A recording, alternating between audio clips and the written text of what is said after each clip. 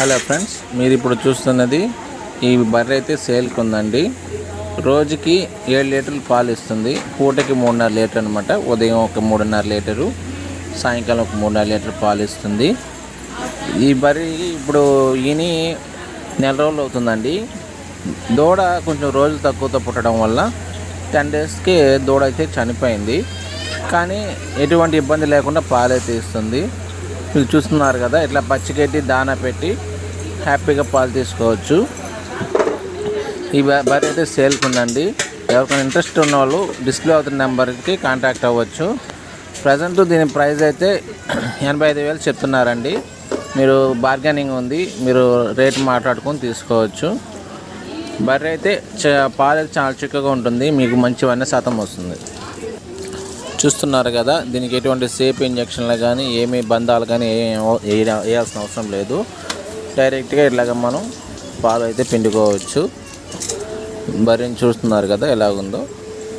ఇది తొలిత బర్రె అండి. ఇది ఫస్ట్ ఈత దీంది.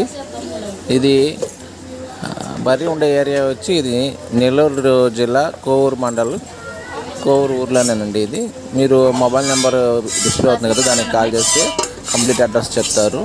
మీకు ఇంట్రెస్ట్ ఉన్న వాళ్ళ వరకే కాల్ చేయండి. Thank you friends.